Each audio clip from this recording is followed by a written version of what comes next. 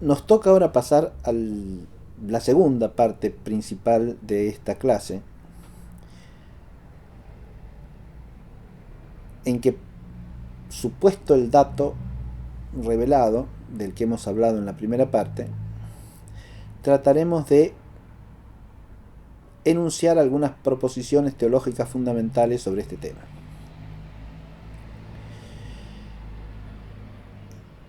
Antes de entrar en el enunciado de esas proposiciones, me parece conveniente hacer algunas recomendaciones bibliográficas.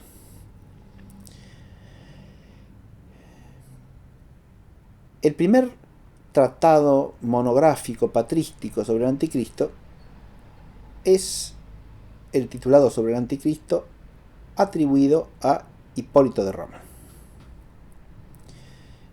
Es un tratado que vale la pena leer como ejemplo del tratamiento patrístico del asunto,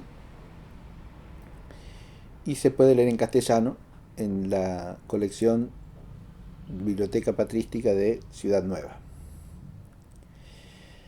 San Agustín se ocupa del tema del anticristo en De Civitate Dei, libro 20, capítulo 19 en particular.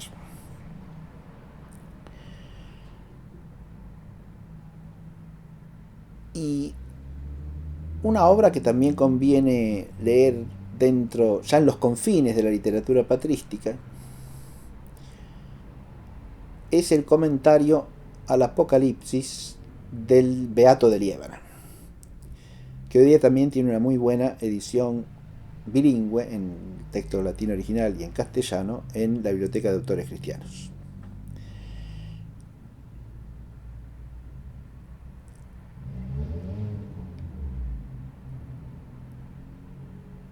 Es de notar que en todos estos casos el tratamiento del tema es fundamentalmente a partir de los textos bíblicos y con discusión de la significación de estos textos.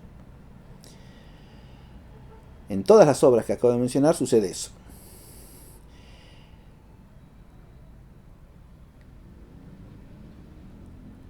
La obra de Hipólito es un tratado sobre el tema,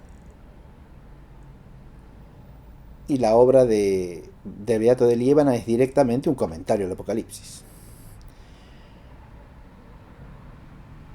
Por supuesto que se pueden espigar referencias al tema en comentarios a todos los lugares bíblicos fundamentales que hemos estudiado en la primera parte de la clase, hechas por los Santos Padres.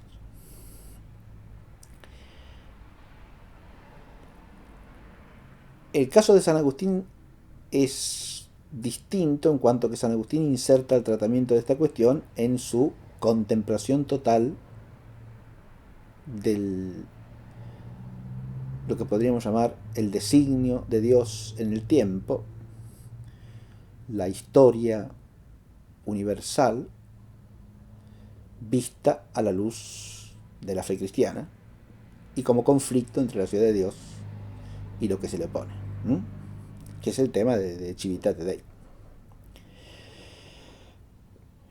Es en esa perspectiva que aparece también el tema del juicio y de los signos precursores del juicio en San Agustín.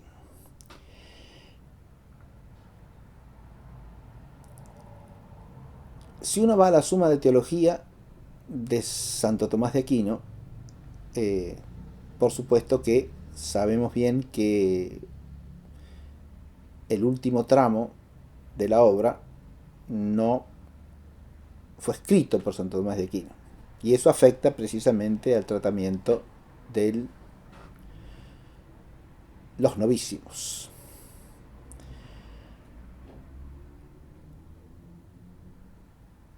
Pero sí es de notar que el tema del anticristo, en ese suplemento que completa la obra de Santo Tomás, no está expresamente discutido ni tratado, está solamente mencionado en el artículo primero de la cuestión 73 acerca de los signos que preceden al juicio.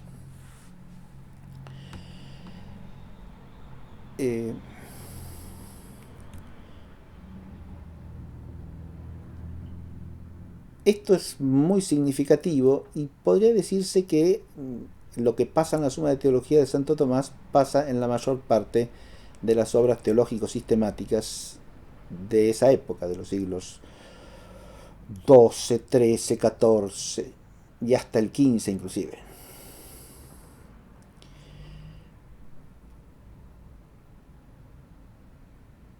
En el siglo XV aparece el tratamiento de la cuestión, pero de otra manera, no en obras sistemáticas de teología, sino más bien en lo que podría llamarse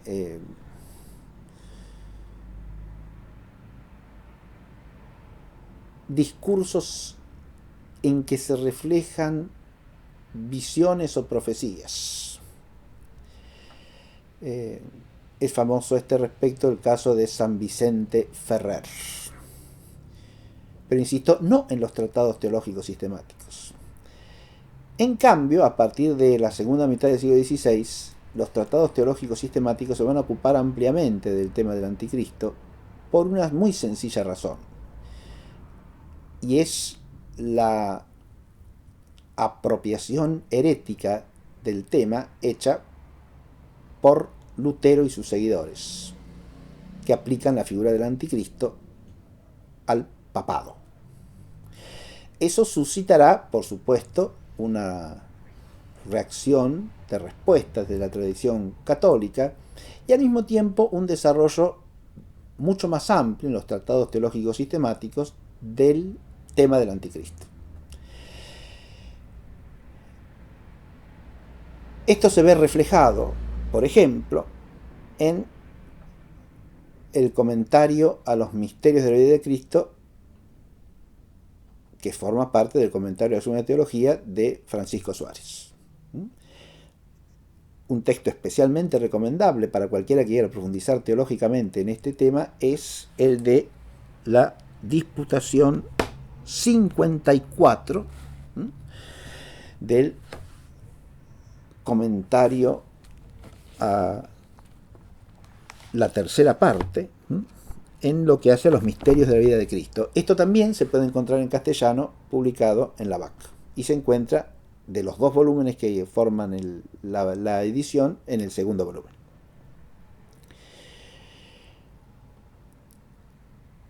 De teólogos más recientes voy a mencionar dos teólogos del siglo XIX que son, me parece, muy aprovechables para profundizar en este tema. Uno es un teólogo sistemático, muy riguroso, que es Matías Joseph Scheven, en Los Misterios del Cristianismo. Y el otro es John Henry Newman, del cual podemos leer en castellano los 4 sermones sobre el anticristo, que pertenecen a su época todavía anglicana, pero que nos muestran un enfoque teológico, podríamos decir, básicamente equilibrado y sensato de la temática del anticristo. Aunque con problemas que no me voy a detener a señalar, pero que saltan a la vista de cualquier lector avisado. En el siglo XX, una obra muy interesante en que más se rodea el tema que lo que se lo desarrolla ampliamente es el libro La Parusía de el cardenal Villot, Louis Villot. Ese es un libro cuya lectura recomiendo vivamente, aunque en la problemática del anticristo no abunda especialmente, pero sirve para situar teológicamente el tema.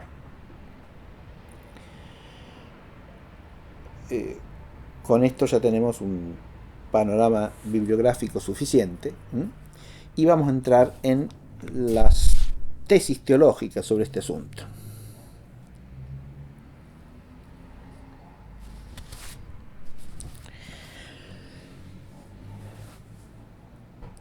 A mí me parece que se pueden enunciar tres tesis básicas que se pueden decir de fe, en cuanto que enuncian datos explícitamente revelados. La primera es la tesis que afirma la existencia como signo precursor de la segunda venida del Señor, como hecho anterior y sin el cual no ha de acontecer la segunda venida, hecho previo, eso quiere decir precursor.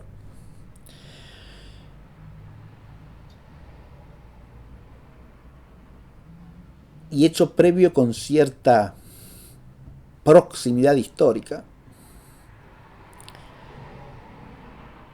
el de una gran persecución anticrística, propia de los últimos tiempos.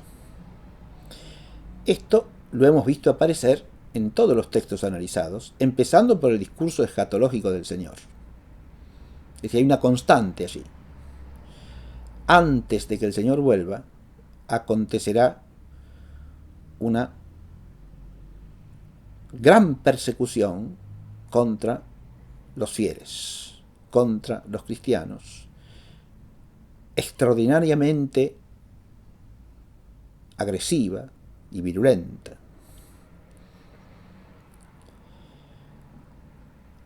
Y esta persecución está asociada a un despliegue de poder por parte de los enemigos de Cristo.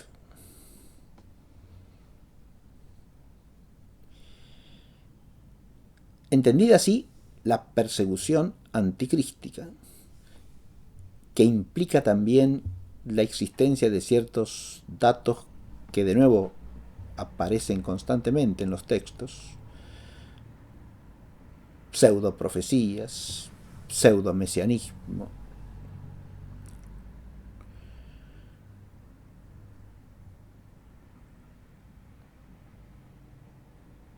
poder de la impiedad en que se funda la persecución, apostasía, en el sentido de fenómeno de abandono de la fe por los que parecían creyentes. Todo esto va ligado a eso que podemos llamar la gran persecución anticrística precursora de la segunda venida. En este sentido, podemos enunciar una tesis que se puede calificar, me parece claramente, como de fe.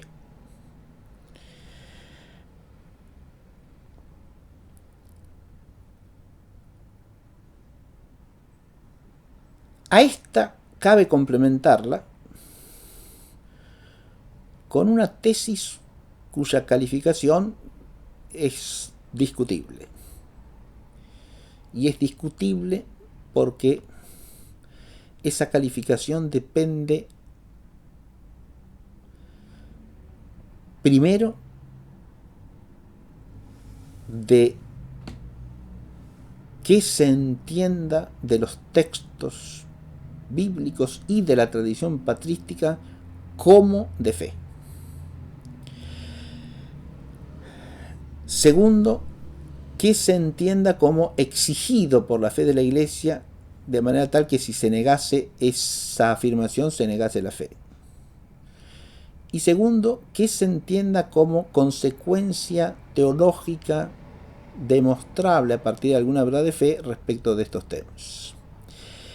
Digo que la calificación puede variar, y me parece a mí que puede variar desde algo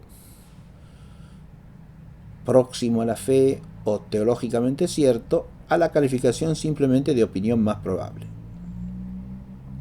E insisto, esto depende del modo en que uno aprecie el dato de tradición recogido en la literatura patrística y el dato bíblico.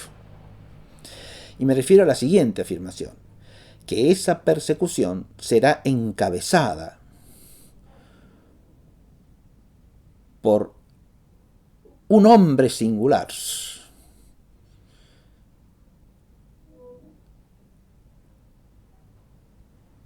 que puede ser llamado el anticristo por antonomasia, o el anticristo final, o simplemente la cabeza de la persecución anticrística. A este hombre singular se lo puede ver aludido en la expresión de San Pablo del hombre de la anomía o del hombre del pecado, del hijo de la perdición. Se lo puede ver significado también en la bestia que sale del mar, en el Apocalipsis, o en la boca de la bestia.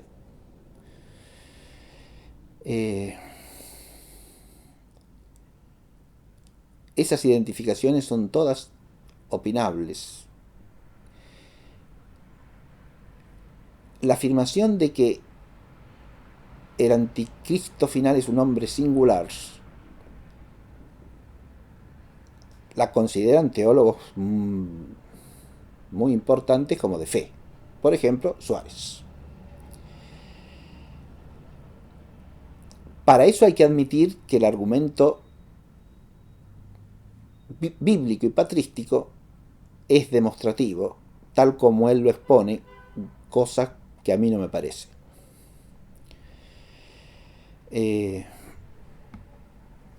Sí me parece que puede calificarse fácilmente y sin problema alguna como la opinión más probable.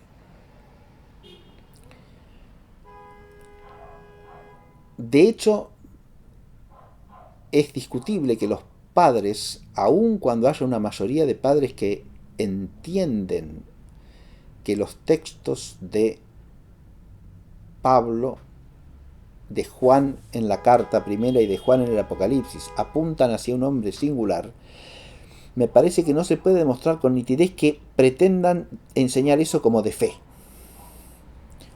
Y entonces el argumento de tradición queda claramente controvertido, porque recordemos que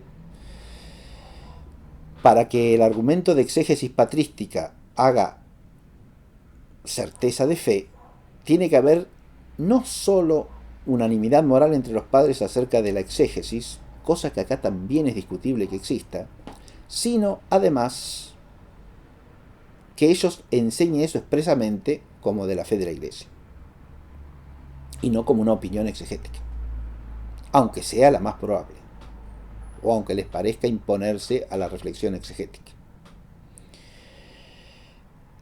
Este es un tema, insisto, muy delicado, que implica atenerse a los criterios sanos y sólidos de calificación teológica, partiendo a su vez de criterios sanos y sólidos de valoración o estimación de los argumentos de tradición y de la argumentación bíblica.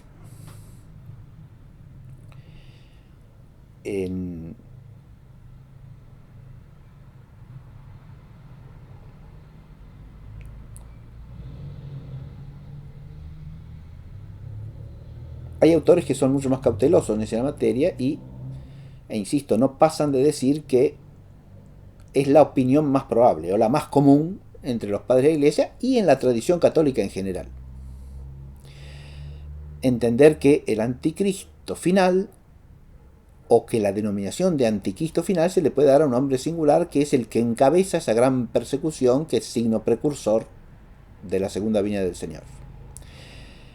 Y que ya hemos dicho que la existencia de esa persecución anticrística final se puede enunciar como tesis de fe, porque es el reflejo de un dato explícito en la revelación neotestamentaria.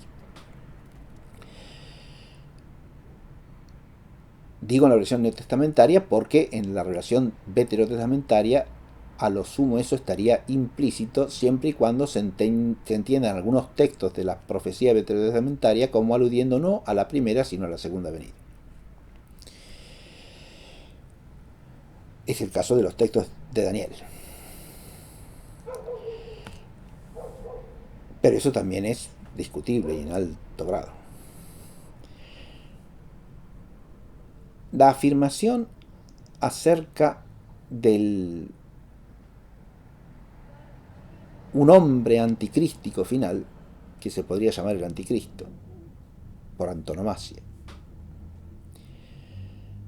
se podría reforzar y hacerla pasar de opinión más probable a tesis teológicamente cierta si uno considera que esa tesis no solo es la interpretación más probable y mejor fundada del conjunto de los textos bíblicos, sino que encuentra apoyo en argumentos de razón teológica que la hacen cierta.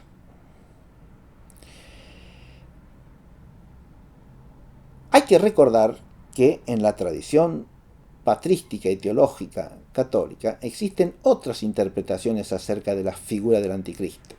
En el texto de Suárez que mencioné al comienzo de esta exposición, se pueden encontrar muy bien expuestas esas opiniones. La primera es que el anticristo no es un hombre, sino Satanás bajo forma humana. Es decir, Satanás apareciendo como hombre. Esa a su vez tiene dos variantes. Una, que Satanás adquiere una apariencia ficticia de hombre. Y otra, que Satanás se encarna en una naturaleza humana. Esta tesis, que es curiosa y además teológicamente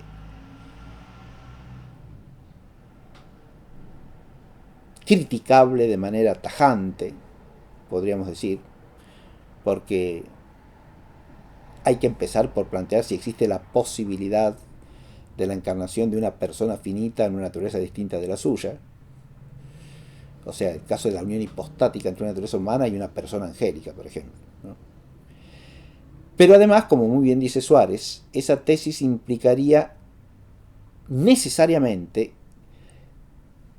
que la causa eficiente de esa encarnación fuese Dios, y no se ve para qué fin hiciese Dios semejante obra sobrenatural que no puede proceder sino de la omnipotencia divina, y que además no consta en la revelación de ninguna manera.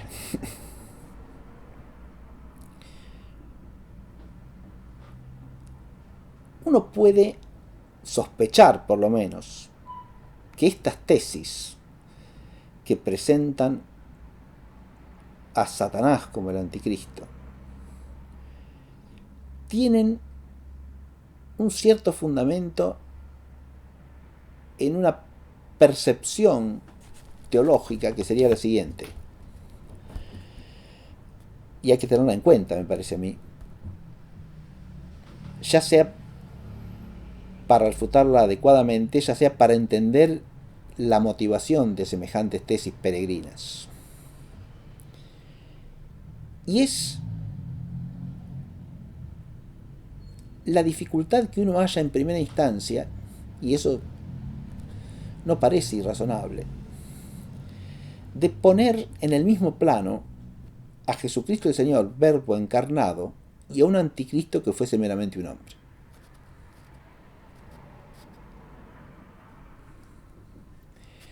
Si uno quiere destacar en el anticristo un poder enorme contra el reino del Señor, uno puede preguntarse si la figura de un hombre basta para eso, e incluso si el nombre de anticristo es adecuado. Porque un mero hombre puede ser anticristo.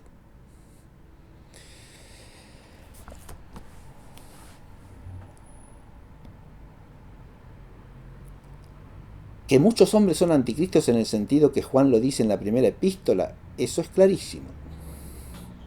Pero cuando piensa uno en una figura singular que de alguna manera es la antítesis de Jesucristo el Señor, pareciera una cierta desproporción poner en ese lugar una mera persona humana. Yo creo que esta es la fuente de la que dimanan hipótesis tan peregrinas como la de entender que el anticristo es Satanás con apariencia humana o Satanás encarnado en una naturaleza humana.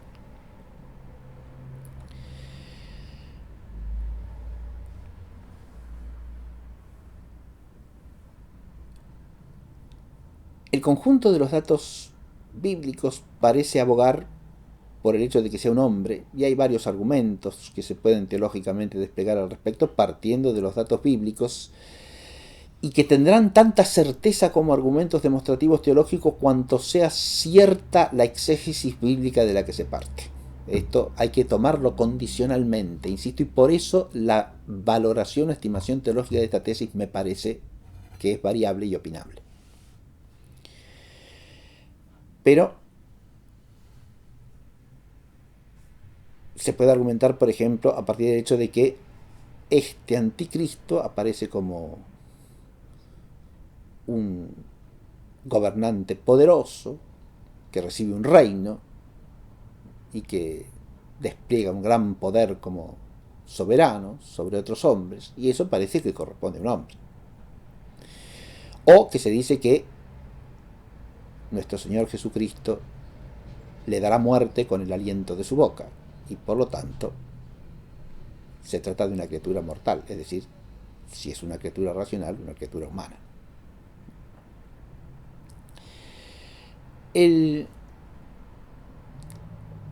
Para este tipo de argumentos hay que ver si son demostrativos bajo diversos respectos, pero no me voy a detener en eso. Un respecto es el que ya señalé de la certeza de la premisa bíblica de la que parten, o sea, si está bien interpretado el dato bíblico, y la otra es si está bien entendido, ¿no? Y la otra es si el argumento realmente demuestra. El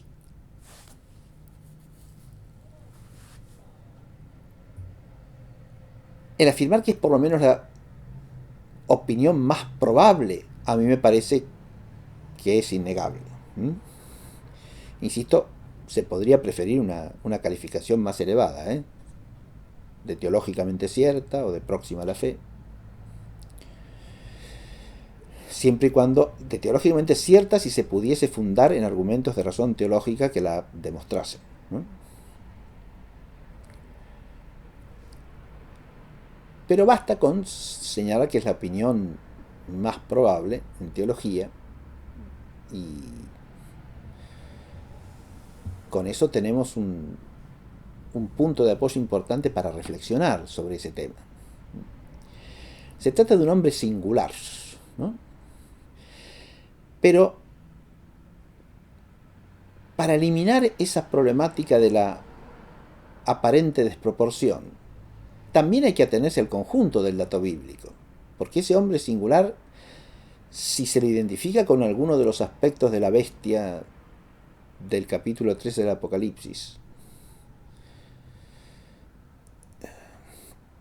mucho más difícilmente, en mi opinión exegética, de la bestia misma, aunque hay muchos exégetas antiguos que lo hacen, que entienden que la bestia es el anticristo, esa bestia que está bajo el influjo directo de Satanás, que se revuelve con furia porque ha sido derrotado. No olvidemos esto, porque esto es importantísimo desde el punto de vista teológico, este dato del Apocalipsis. Ese hombre que puede identificarse con el hijo de la perdición, con el hombre de pecado o de anomía del texto de Pablo,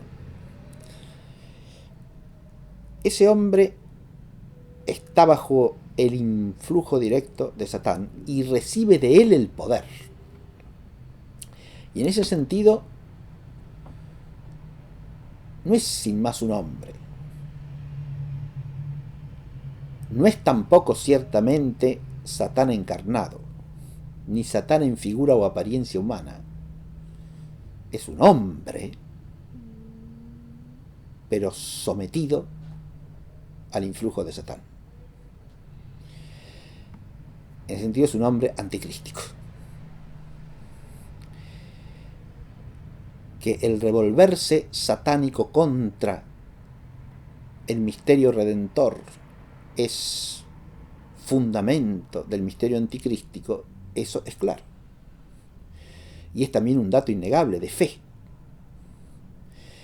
Por lo tanto, cuando se hable de un hombre singular en el sentido de hombre anticrístico final, yo prefiero decirlo así y no sin más el anticristo, porque la denominación de ese hombre como el anticristo, si bien es abundante en la tradición exegética y teológica, no tiene un fundamento sólido en la Sagrada Escritura.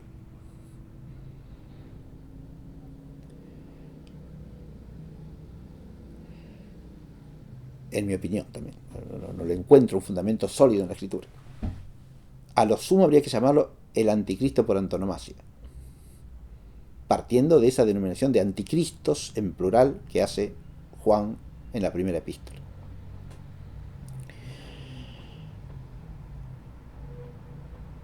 Esta figura, digo, de un hombre que preside humanamente, pero bajo el influjo directo de Satán, y recibiendo de Satán su poder, y podríamos decir su misión. Ese hombre es la cabeza de muchos hombres. Esto también me parece a mí un dato que forma parte de la opinión más probable, e incluso un dato que se aproxima más a ser algo de fe, o próximo a la fe, porque esa persecución anticrística uno la puede entender como persecución en la que participan muchos hombres, y eso parece sugerir claramente tanto el texto del discurso escatológico del Señor, como consta en el capítulo 24 de Mateo, cuanto el texto del Apocalipsis, según la lectura que a mí me parece más verosímil, y que entiende a la bestia no como un hombre, sino como un conjunto de poderes, de reinos y de reyes que están todos de alguna manera bajo la dirección de un hombre, pero que no son un solo hombre.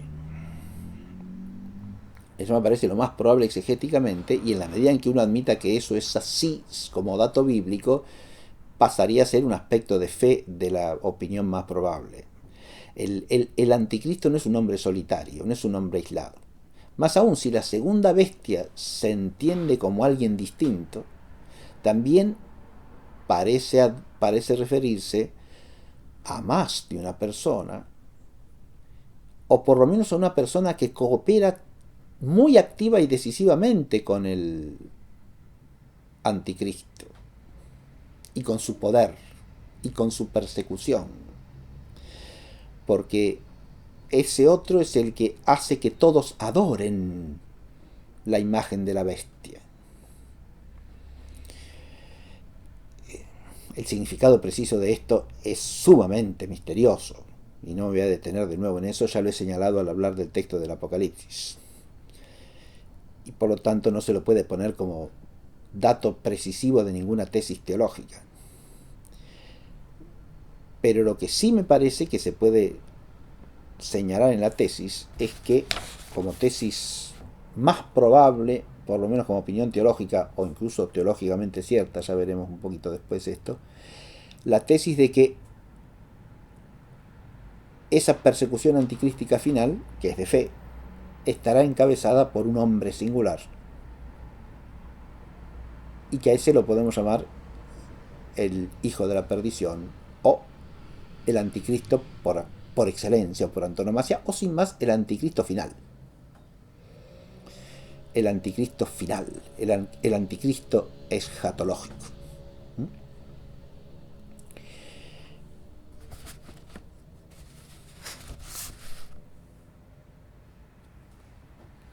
¿Qué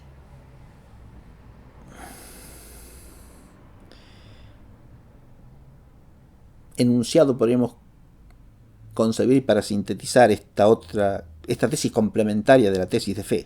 O sea que la tesis más probable diría algo así como que el anticristo por antonomasia preside esa gran persecución anticrística final o escatológica y es una persona singular humana sujeta al dominio satánico y cabeza del cuerpo anticrístico final, que serían todos los que cooperan con él y todos los que se sujetan a él y se someten a él.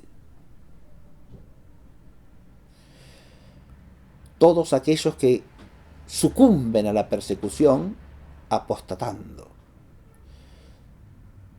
en lugar de recibir en la persecución la corona del martirio.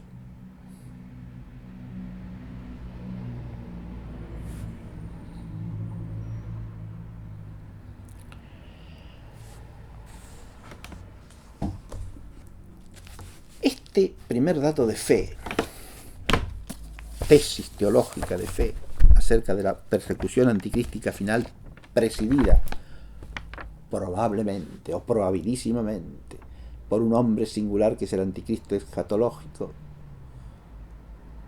bajo el influjo directo de Satán y cabeza él como hombre del cuerpo anticrístico escatológico, lleva a algunas reflexiones al gran teólogo alemán Scheven, que quiero leer a continuación.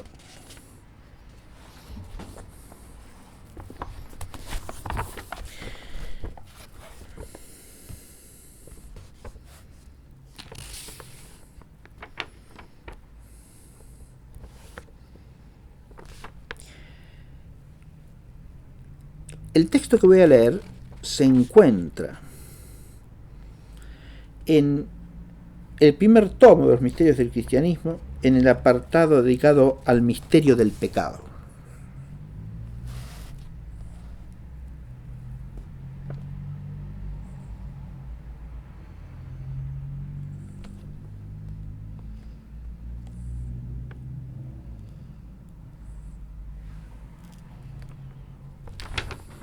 El texto dice así: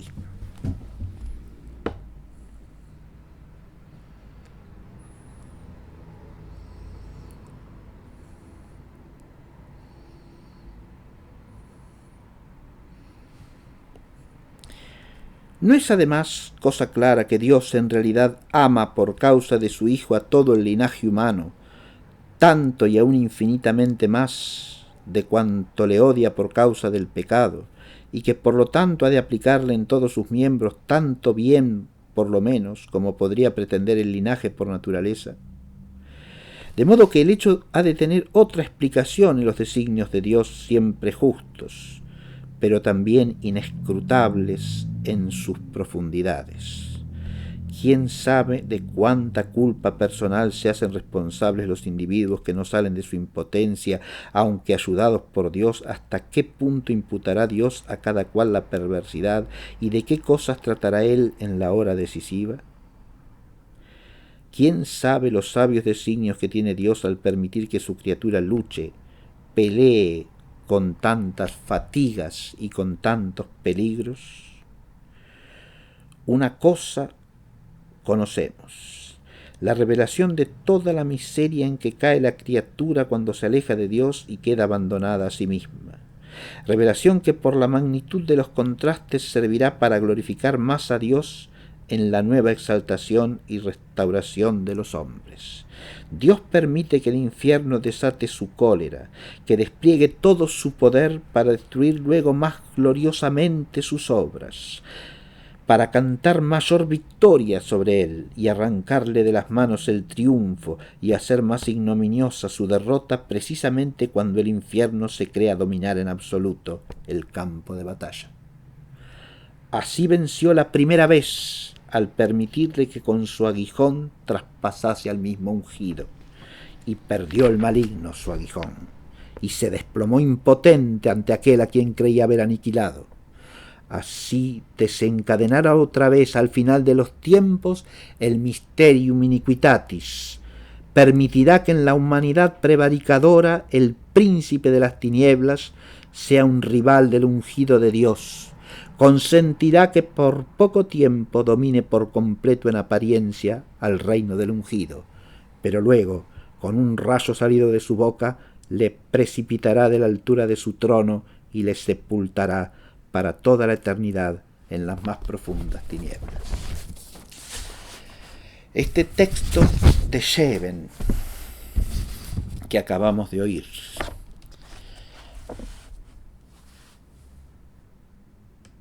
destaca por un lado la sublimidad inescrutable de los designios de Dios, que no podemos conocer si no nos son revelados, pero que en la medida en que son estrictamente sobrenaturales tampoco podemos fundamentar de un modo demostrativo por razón teológica que tenga que ser así y no de otra manera. Y en esta tesis de fe de una persecución final durísima, que establece antes de la segunda venida del Señor un panorama de oscuridad, de aparente triunfo de un imperio satánico, como dice aquí Scheven, de aparente triunfo de Satanás. Lo contempla Scheven como un designio misterioso de Dios que de alguna manera podemos tratar de entender por razones de conveniencia hasta cierto punto. Y él la conveniencia que encuentra en esta meditación que hace es ese designio de Dios de dejar avanzar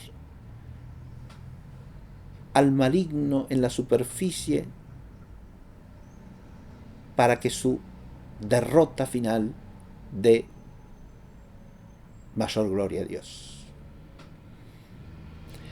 Y esta es una perspectiva que me parece sumamente interesante.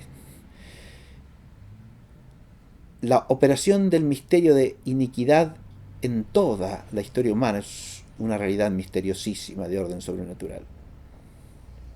El pecado mismo lo es. Esto hay que entenderlo para empezar. Cuando hablamos del mal operante en el mundo y en la historia, no hablamos de algo que se puede entender y calcular con la sola razón humana. Hablamos de un abismo misterioso, que solo está transparente a la infinita sabiduría de Dios. Lo mismo que solo a su infinita sabiduría y a su infinito amor está transparente el porqué de la permisión de ese misterio. Pero desde el designio de Dios que se nos ha revelado, nosotros entendemos cómo la permisión de ese misterio, en el fondo, es parte del cumplimiento del designio de Dios y de la glorificación final de Dios y del reinado efectivo de su ungido.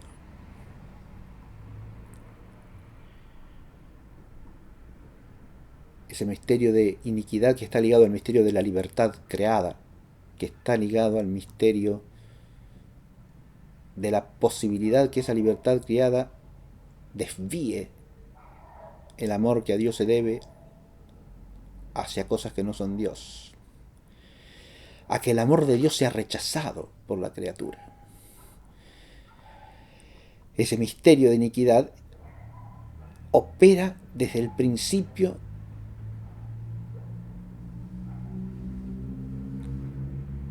de la historia humana, desde la caída de Adán, pero desde en la caída misma. No podemos explicar la caída por los efectos del pecado original, porque la caída es anterior, y por lo tanto el misterio de iniquidad está operando desde antes de esa caída. De hecho, la operación del misterio de iniquidad no se explica por las consecuencias del pecado original. Por esas consecuencias se podrá explicar alguna modalidad específica de la realidad operante de ese misterio de iniquidad.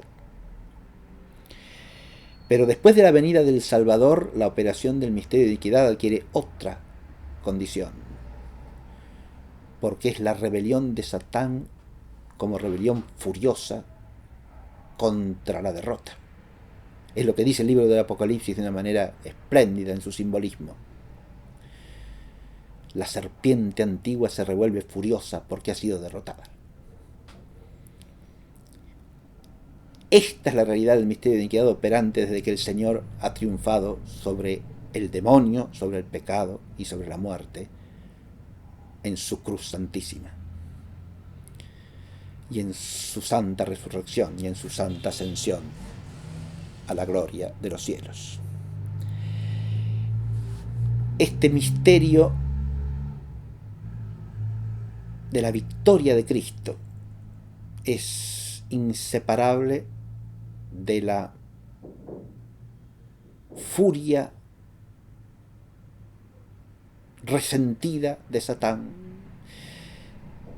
que es el fermento anticrístico, podríamos decir.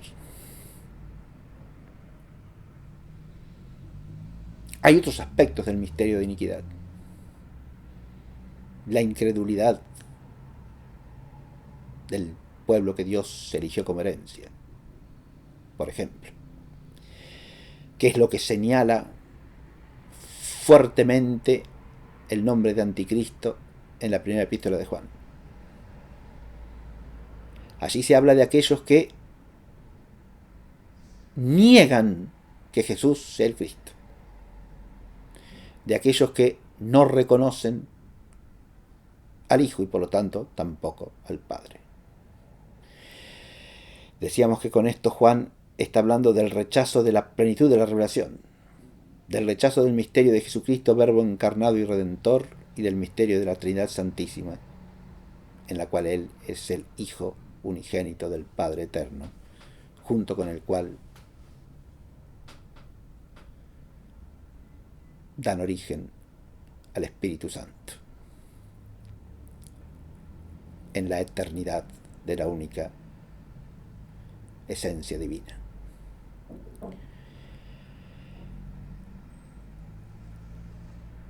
El rechazo de esos misterios es lo anticrístico por excelencia, según San Juan. Es decir, en la perspectiva joanea, la denominación anticristo, más que referirse a la rebelión y al furor resentido de Satán, se refiere, que es la denominación de la bestialidad, diríamos así. Lo consecuente a eso en el simbolismo del Apocalipsis es la bestialidad.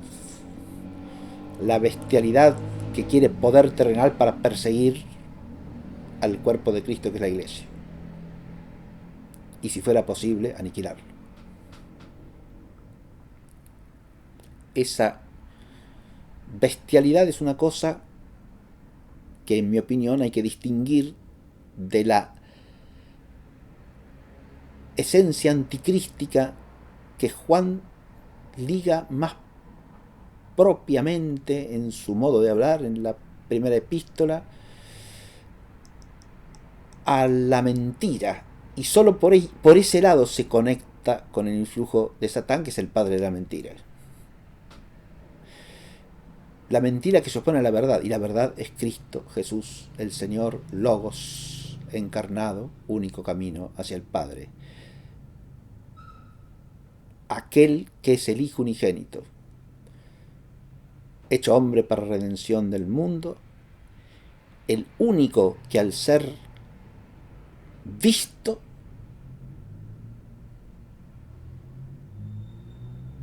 hace que se ha visto el Padre, el único que es el camino hacia el Padre, el único que es desde siempre Dios con el Padre. Y por eso quien reconoce al Hijo reconoce al Padre, y quien niega al Hijo niega también al Padre.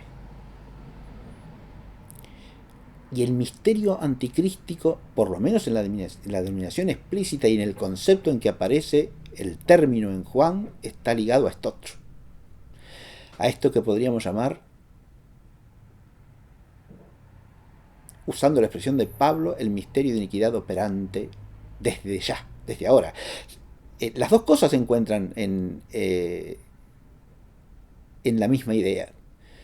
Tanto Pablo como Juan hacen alusión a que ese misterio de iniquidad que llegará a una manifestación última y como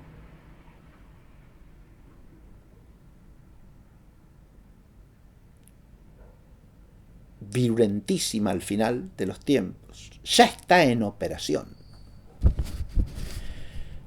Ya hay muchos anticristos, dice Juan. Y el misterio de iniquidad ya está operando entre nosotros, dice Pablo. Y acá nos acercamos a la segunda tesis que me parece de fe. Y es la que podemos enunciar así: el signo precursor del anticristo final,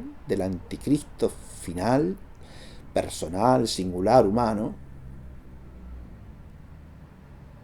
con todo el trasfondo satánico y el acompañamiento de un conjunto de hombres que son como su cuerpo anticrístico, ¿no? Ese signo precursor pertenece al conflicto anticrístico que dura desde la primera hasta la segunda venida del Señor. Y esto también me parece una tesis de fe, porque está explícitamente revelado. Y de hecho, si queremos usar adecuadamente el nombre de anticristo, no tenemos que separar el nombre del anticristo escatológico, singular, del concepto de anticristo como aparece en la primera de Juan. Es decir, como una realidad que existe desde que el Señor ha consumado la obra redentora. Esa realidad existe desde ya, desde ahora, dice Juan, porque la última hora es esta. La última hora es la hora de la salvación, es la hora que empieza con la primera venida y que termina con la segunda venida. Y a lo largo de toda esa hora dura la oposición anticrística al misterio de salvación obrado por Cristo.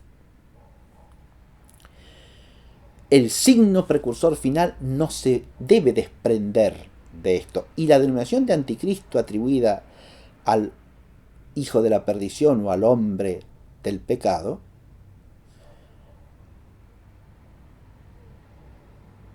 entendido como la cabeza singular del cuerpo anticrístico escatológico. Esa denominación de anticristo para esta persona humana singular es adecuada teológicamente precisamente porque por analogía lo nombra según la existencia de un misterio anticrístico permanente y como culminación de él. Y en este sentido el signo precursor enlaza con la temática de la vigilia constante que hemos dicho en el prólogo de esta clase, porque el misterio de iniquidad ya está operante en medio de nosotros, porque ya hay muchos anticristos, y porque la persecución contra la iglesia no es cosa solo de los últimos días, sino que es algo permanente, desde los primeros hasta los últimos días, desde la primera hasta la segunda venida del Señor, porque los primeros tiempos también están profundamente ligados a la sangre de los mártires, y a partir de allí muchos otros tiempos también lo están, algunos más duramente que otros, algunos siendo momentos de persecución violentísima, desencadenada con furor, en que parece hasta sentirse el movimiento profundo de la serpiente antigua que se revuelve en su resentimiento bestial.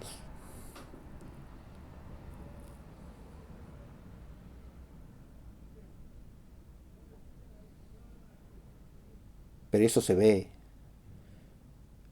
en persecuciones acontecidas en el orbe romano en los primeros siglos de vida de la Iglesia. Se ve en persecuciones como la acontecida durante la Revolución Francesa contra los cristianos fieles. Se ve en persecuciones como la acontecida en la España anticristiana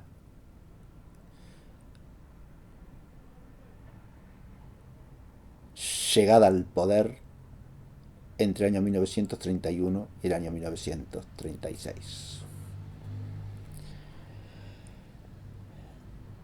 Esas persecuciones he tomado comienzo y tiempo, el comienzo de vida de la Iglesia y tiempos próximos a nosotros cronológicamente, sin que podamos dejar de recordar todos los tiempos intermedios en que la persecución a los verdaderos cristianos por ciertos momentos se hace violentísima, brutal. Con esto lo único que quiero decir es que basta recorrer la historia de la Iglesia para advertir que ese misterio anticrístico, que ese misterio de iniquidad, opera a lo largo de los siglos de manera incesante. Y que el signo final al que se refieren las Sagradas Escrituras es como la condensación final de este fenómeno misterioso, de esta realidad que es coexistente con la realidad de la Iglesia en el tiempo.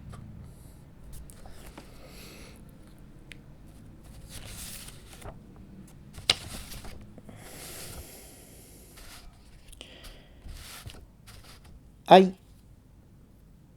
una tercera tesis de fe que hay que enunciar a este respecto. Y esto ya lo hemos visto, y por eso voy a hacer en esto muy breve. Lo hemos visto al comienzo de la exposición bíblica, o del dato bíblico. Y esta tesis lo que dice es que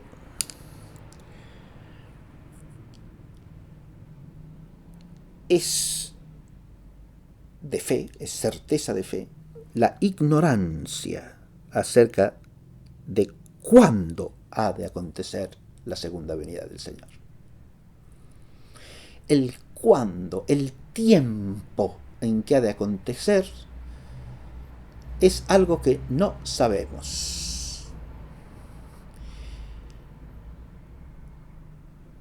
Quien reflexione acerca de los signos de la segunda venida como un medio para calcular los tiempos, hace algo que va contra la fe de la Iglesia.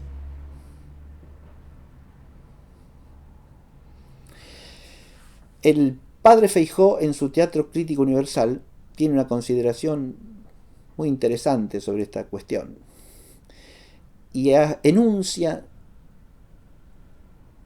toda una serie de intentos de fijar el tiempo de la segunda venida.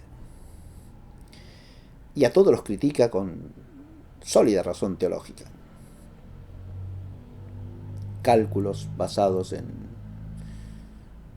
la astronomía, cálculos basados en la pretensión de que se está interpretando datos bíblicos, cálculos basados en la combinación entre datos bíblicos y la identificación de ciertos hechos del presente con los signos anunciados en la Escritura. A este respecto, señalemos que, y esto lo reconoce cualquier autor que seriamente se ocupe de este tema, muchos santos padres de la Iglesia ven en su propio tiempo, siglo III, siglo IV, siglo V, siglo VI,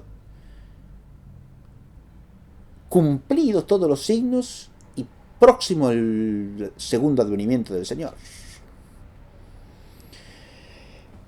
Esto no invalida de ninguna manera ciertos aspectos fundamentales de la exégesis que hagan de la escritura en esta materia, pero sí nos muestra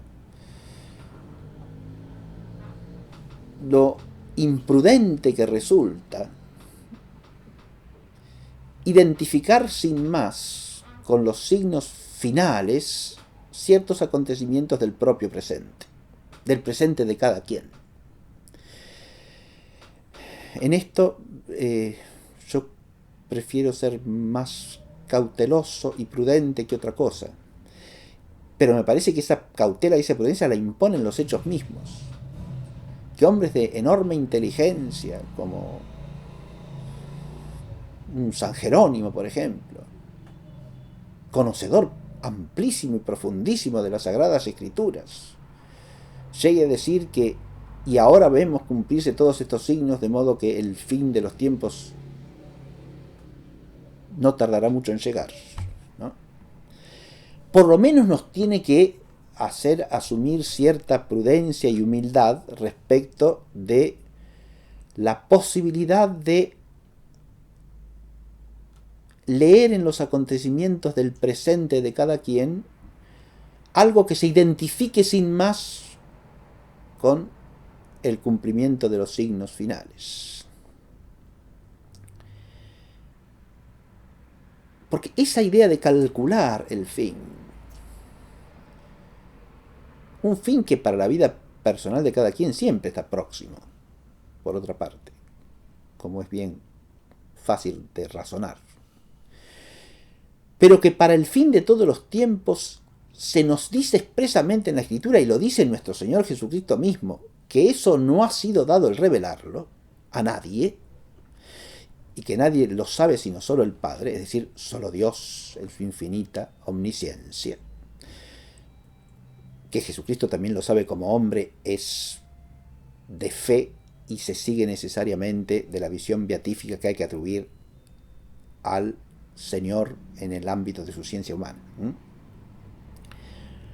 y que está ligado a algo que es de fe y es la identidad personal del Señor, es decir, para conocer quién es, y eso no puede faltar en una persona, sea la que sea, nuestro Señor Jesucristo tiene que tener visión de su propia divinidad, ¿no? En su naturaleza humana.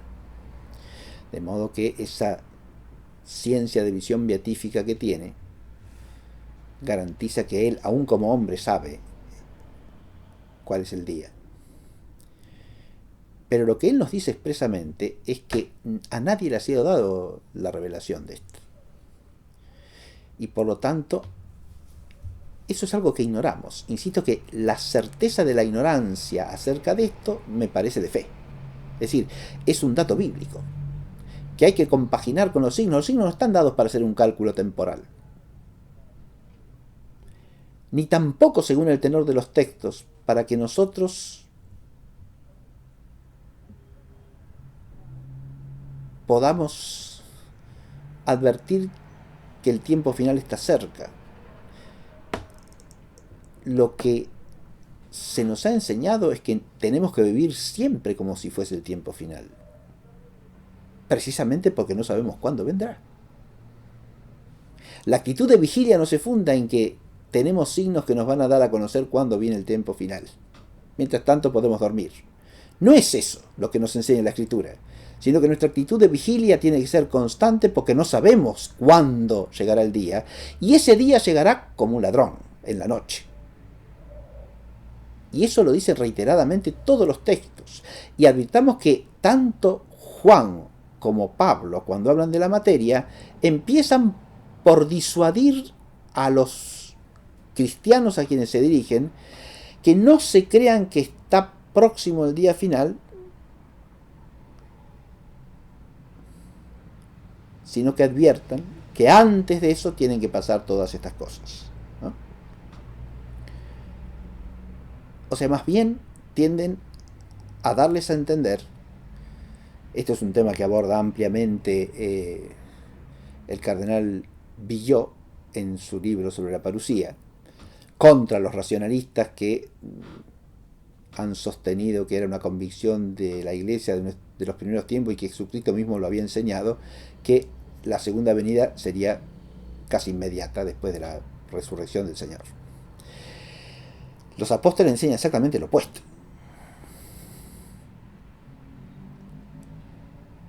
Enseñan a mirar el tiempo sagrado de la historia desde la eternidad de Dios y a entender que el cuándo no ha sido revelado y que por lo tanto el osar calcularlo es caer en una curiosidad vana y además impía.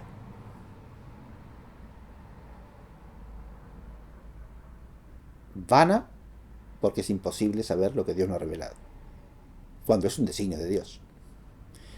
E impía porque va contra la revelación expresa de la Sagrada Escritura. Curiosidad vana e impía. Insisto en esto. Lo mismo pasa cuando se quiere entrar en pormenores acerca de la figura del anticristo. A veces en eso hay más de vana curiosidad. ¿Qué aspecto tendrá? ¿Qué lengua hablará? ¿Dónde nacerá? El tema acerca de qué estirpe será es un tema que ya puede conectarse con algunos datos bíblicos que en mi opinión carecen de toda demostratividad.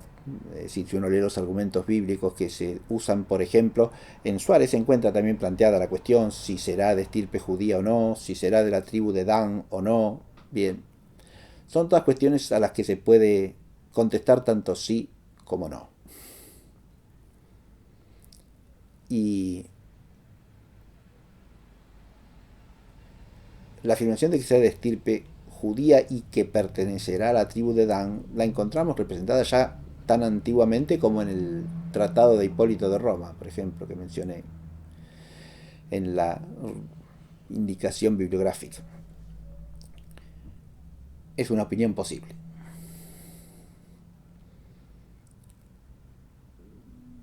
Ni menos que eso, ni más que eso. Los argumentos acerca de la tribu de Dan son todos indirectos. Unos se basan en la interpretación de lo que dice Jacob acerca de Dan, cuando Jacob antes de morir hace mención de cada uno de sus hijos. Pero esas descripciones de los hijos como cabeza de las tribus de Israel que pronuncia Jacob son sumamente enigmáticas, hablan un lenguaje muy difícil de entender y se pueden interpretar en muchos sentidos distintos. Y lo otro es que Juan en el Apocalipsis, cuando enumera las tribus, omite a la tribu de Dan. Y algunos entienden que esa omisión es porque la tribu de Dan no es nombrada como parte de las tribus que integran el Israel de Dios, porque de Dan nacerá el anticristo. Pero, de nuevo, no se trata de un argumento concluyente en modo alguno, ni demostrativo, es una mera opinión exegética posible y nada más que eso. Es decir, el fundamento dije que esas cuestiones ya dan lugar a cierto fundamento bíblico, cosa que no pasa con cuestiones de dónde nacerá, si será una persona de aspecto y de apariencia agradable o no. Todas esas cosas son puras conjeturas y el reino de pura especulación casi arbitraria, podríamos decir, ¿no? Y más fruto de una vana curiosidad, insisto, que de una seria reflexión teológica. Si será un rey o no será un rey, si será un gobernante. La tesis del gobernante es la más común, ¿no? Así que será un hombre de gobierno. Pero hay quienes lo interpretan como que será un hombre no de gobierno civil, sino de gobierno eclesiástico. Pero eso tampoco está en la Escritura. Si nos atenemos a la imagen de la bestia de Daniel, reproducida por la imagen de la bestia del Apocalipsis a su manera, según la clave daniélica de lectura, lo más probable es que si la primera bestia o algún rasgo de la primera bestia hacen alusión al hombre que será cabeza del cuerpo anticrístico escatológico, se trate de un rey. Pero claro, un rey, ¿qué quiere decir? Un gobernante humano, ¿sí? Un gobernante político, un gobernante civil. Ahora, ¿tenemos certeza de eso? Tampoco es claro, porque si es un pseudo-mesías, como anuncia nuestro Señor Jesucristo mismo, que habrá pseudo-profetas y habrá pseudo-mesías, cosa que también abarca constantemente toda la historia de la Iglesia desde la primera hasta la segunda venida, y ya empieza desde los tiempos apostólicos, la aparición de pseudo-profetas y de pseudo-mesías. Si será un pseudo-mesías, su realeza o su principado terreno tiene también connotaciones de orden supranatural, es decir, no meramente natural. Entonces no se puede entender tampoco como un reinado puramente humano, como un gobernante más, sino como un gobernante con pretensiones mesiánicas, ¿no? Y acompañado de signos preternaturales, falsos milagros, falsas profecías, ¿verdad? Todo eso forma parte de la imagen de la cabeza anticrística de la persecución final, ¿no?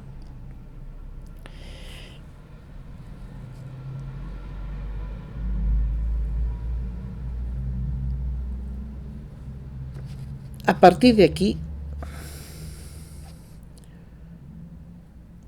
lo único que quiero añadir es que estas tres tesis hay que tomarlas en conjunto en esta temática. Primera, la de la existencia de una persecución final terrible, virulentísima, contra la Santa Iglesia de Dios, encabezada por un hombre singular que es el anticristo escatológico, bajo el influjo directo de Satán,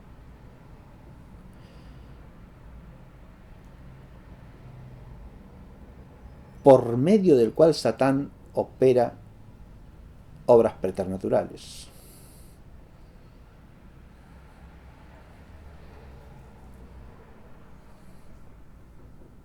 Porque esas no se pueden atribuir a una potencia propia del mismo hombre singular anticrístico. Si hay falsos milagros y falsas profecías de alcance preternatural, es bajo el influjo directo de ese Satán de quien el anticristo recibe el poder y el trono. Y además como cabeza, decíamos, de muchos hombres. La segunda tesis, que ve esto en la perspectiva general del misterio de iniquidad como misterio anticrístico desde la primera hasta la segunda venida. Y la tercera, que se compone con estas dos, es la ignorancia acerca del día y la hora, acerca del tiempo y de la ocasión temporal, como dice Pablo, de los tiempos y de la ocasión en que acontecerá. Esto lo añado para que no se caiga en... No sé quién, alguna vez me decía de una broma, que tampoco sé quién es el autor, de que no sabemos el día y la hora, pero podemos saber el mes y el año. Hay cosas de las que se puede hacer bromas, hay cosas, muchas cosas, para relajar la tensión del espíritu, y hay cosas respecto de las cuales hacer broma es una torpeza indigna, ¿no? Me parece que esta es una de ellas. No hay que tomar la palabra de Dios nunca para el churrete, y eso parece hacer quien hace semejante broma. Porque el día y la hora en lenguaje bíblico claramente se refiere al tiempo,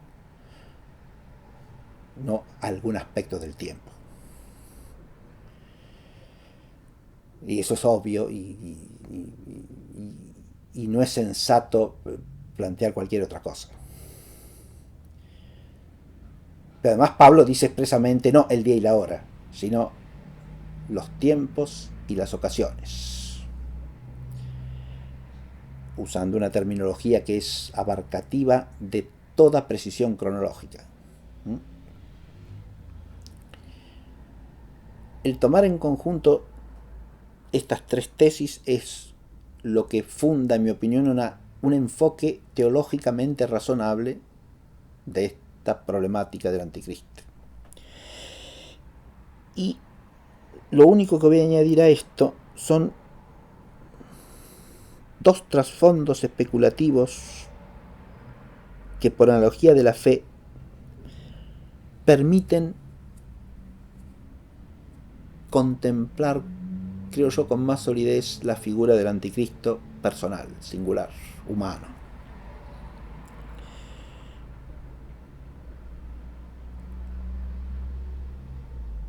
Una es la relación que se puede hacer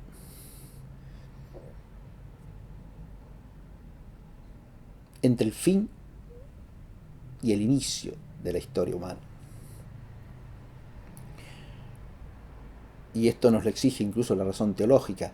Lleven, en el texto que leímos, lleva la reflexión del misterio de iniquidad desde Adán hasta el anticristo. Y yo creo que ahí tenemos un punto de apoyo para advertir por qué el hablar de un anticristo singular, personal, que es un hombre, no tiene razón de desproporción. Precisamente porque no se lo puede poner rigurosamente en el mismo nivel de Jesucristo el Señor, como tampoco puede hacerse eso con Adán.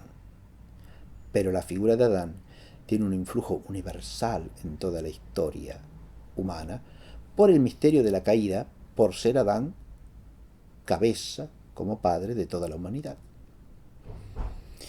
Y es una persona singular, es un hombre concreto. Y es todo el linaje humano el que está comprometido en Adán.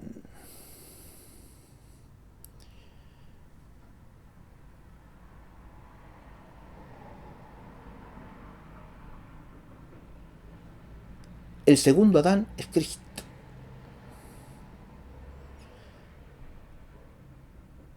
Y de ese segundo Adán dice Pablo que donde abundó el pecado, a partir de la caída del primer Adán, sobreabundó la gracia.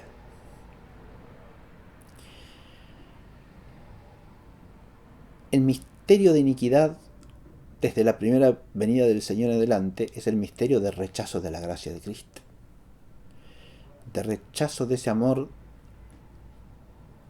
agraciante de Dios que nos rescata de la caída adánica y nos eleva a la condición de hijos en el Hijo para participar de la vida trinitaria, en el reino de Cristo. El hombre de la anomía o hijo de la perdición también puede ser un hombre singular.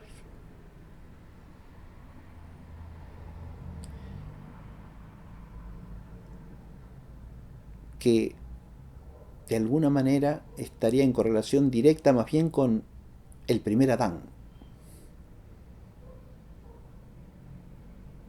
pero que no es principio de nada, sino fin. Porque en él se termina, porque se agota el misterio de la iniquidad. La reconcentración de rechazo del amor de Dios y de su gracia, que implica la virulentísima persecución final, es como la figura que reconcentra, que condensa, que resume, que sintetiza todo el despliegue del misterio anticrístico a lo largo del tiempo entre la primera y la segunda venida. Y lo condensa, lo sintetiza como en su colapso final.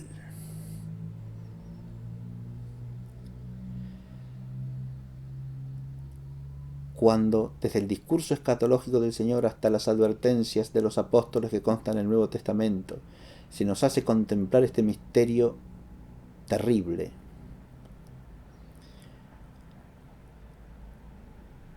Se nos pone ante la clara conciencia de nuestra propia flaqueza y de la necesidad de estar en constante y permanente comunión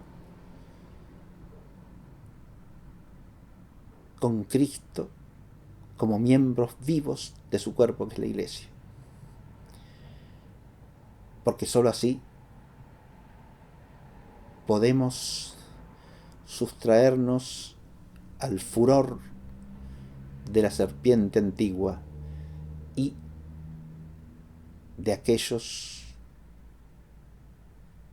que reciben poder de ella.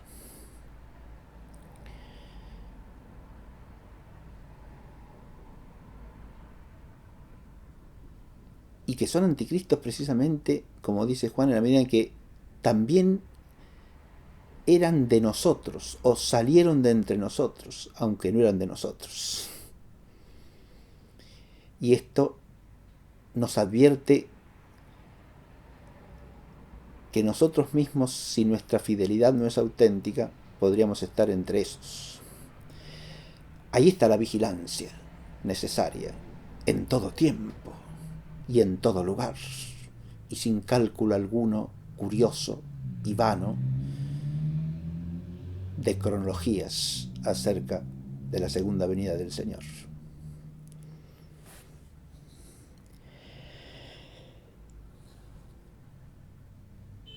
Pero además el hecho de que sea un hombre nos pone ante el misterio profundísimo de la responsabilidad humana y de la grandeza de la libertad humana en el designio de Dios. Y que en la economía de la historia la responsabilidad del hombre es altísima. Y de nuevo, eso es un clamor a la vigilia a la que nos llaman los textos de la Sagrada Escritura.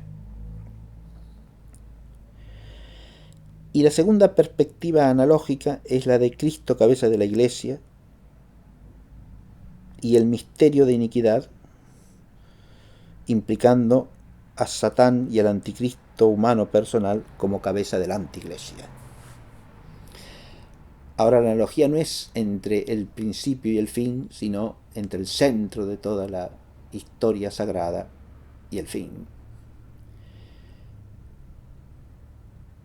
Ese reino anticrístico final es como una antiglesia, como un remedo satánico de la Iglesia. Y así como la Iglesia, además de tener su cabeza divino-humana, que es Cristo, tiene cabeza humana en la tierra.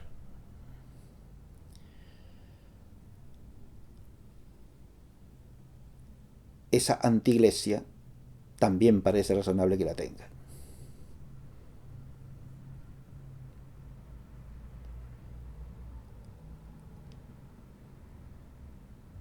Estas analogías hacen razones de conveniencia, se advierte, y no más que eso. No demuestran sin más la tesis del anticristo persona singular humana, pero sí nos permiten, admitida esa tesis como la opinión probabilísima, como algo teológicamente cierto, sí permiten profundizar su significación y advertir hasta qué punto no implica en modo alguno una paridad entre esa figura y Cristo mismo, cosa que es absurda e imposible, pero sí implica una afirmación clarísima de la responsabilidad profunda del hombre, de cada hombre en la historia.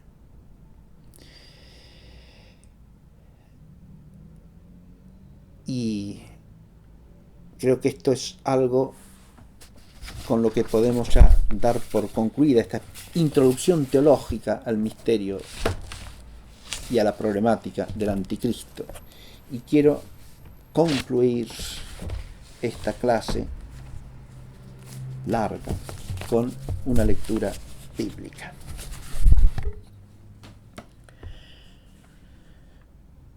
Para concluir vamos a retomar la primera epístola de San Juan, pero ahora en el capítulo 4, recordando previamente que en el texto que ya leímos y analizamos del capítulo 2, San Juan decía: ¿quién es el mentiroso sino el que niega que Jesús es el Cristo? Este es el anticristo, el que niega al Padre y al Hijo. Y esta afirmación de Juan pone la perspectiva del misterio anticrístico en la perspectiva de oposición y conflicto entre la verdad y la mentira. Entre la verdad que viene de Dios y que viene de Dios culminantemente por Jesucristo, el Logos de Dios hecho carne, y que se comunica en el seno de su cuerpo, que es la Iglesia, en la unidad del Espíritu Santo. Y la mentira que viene del padre de la mentira, porque la mentira no viene de la verdad.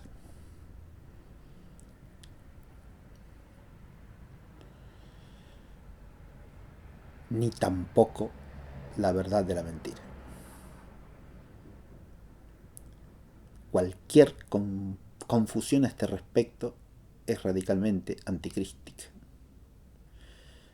Y además esta perspectiva de San Juan centra todo el misterio escatológico del anticristo final, porque nos lo presenta bajo el conflicto entre la verdad y lo que se opone a la verdad, entre la verdad que es Cristo Jesús el Señor y lo que se opone a Cristo Jesús el Señor. Todo eso es anticrístico.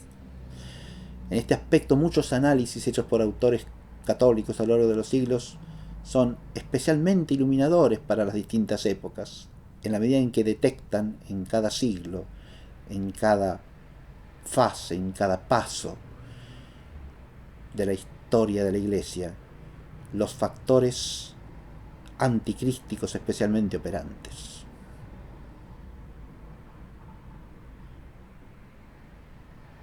Así, por ejemplo, cuando los grandes teólogos del siglo XIII encuentran la operación anticrística en el rechazo judaico al misterio de Cristo, en el rechazo musulmán al misterio de Cristo, en el rechazo neonóstico albigense y también del neonosticismo racionalista de cuño averroísta. O así todos los autores católicos que entre los siglos XVIII, XIX, XX ven el carácter claramente anticrístico de la mentira iluminista,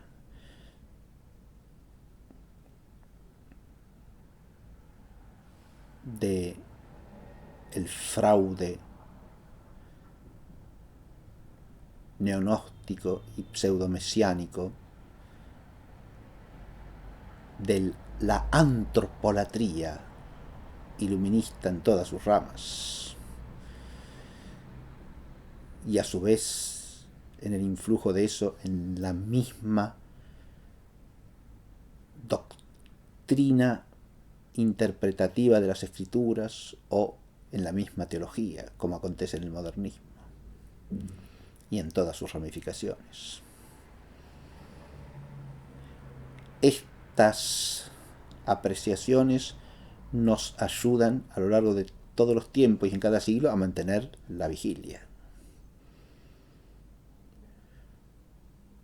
Así, cuando el padre Castellani, por ejemplo, señala como factores anticrísticos el liberalismo, el comunismo y el modernismo, está señalando con lucidez aspectos básicos de la mentira que cunde en nuestro tiempo y que es, por lo tanto, anticrística.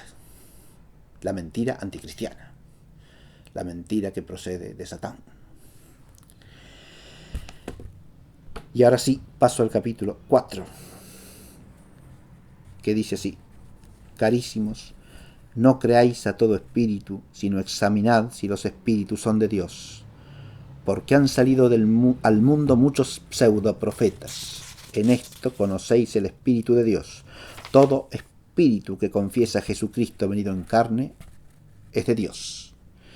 Y todo espíritu que no confiesa a Jesús no es de Dios. Ese es el del anticristo, el cual habéis oído que viene y ahora ya está en el mundo. Vosotros, hijitos, sois de Dios y los habéis vencido, porque es más grande el que está en vosotros que el que está en el mundo. Ellos son del mundo, por eso hablan del mundo y el mundo los escucha. Nosotros somos de Dios. El que conoce a Dios nos escucha, el que no es de Dios no nos escucha. En esto conocemos el espíritu de la verdad y el espíritu del error. Carísimos, amémonos unos a otros, porque el amor es de Dios, y todo el que ama ha nacido de Dios y conoce a Dios.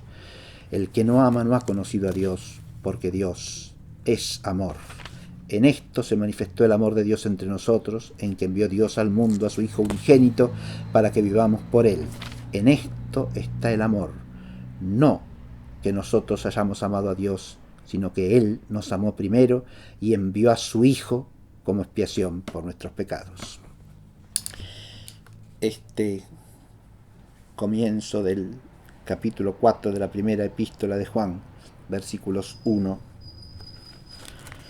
al 10 que acabo de leer, nos sirve como texto conclusivo de esta clase y nos lleva a recordar que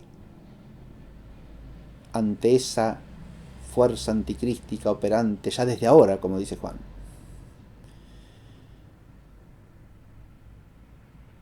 y que desde ese comienzo de la vida de la Iglesia es lo que domina desde el mundo, entendiendo como mundo lo que está bajo el influjo y bajo la sumisión a la serpiente antigua y por lo tanto a su mentira. Lo que es del mundo no puede vencernos porque el que está con nosotros es mucho más fuerte que el que está en el mundo. Esta perspectiva de fe y esperanza que traza Juan aquí es la que también estamos llamados a cultivar en la vigilia,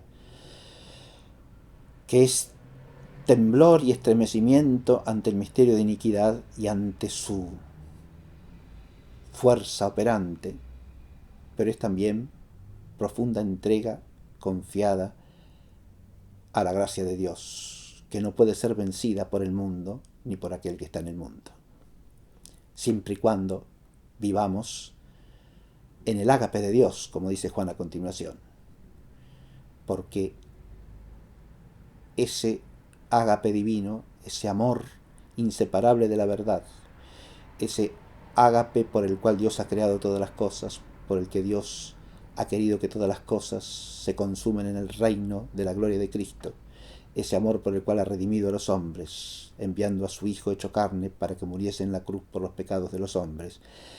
Ese amor es el amor que pone en nosotros una firme e integral defensa como amor inseparable de la fe y de la esperanza y planificante de ambas ante el mundo y al que está en el mundo y por lo tanto ante el misterio de iniquidad que opera en el mundo, en el que estamos, pero al cual no pertenecemos porque somos del Padre por el Hijo en el Espíritu. Al Dios que es uno y trino, sean todo honor y toda gloria, ahora y por los siglos de los siglos. Amén.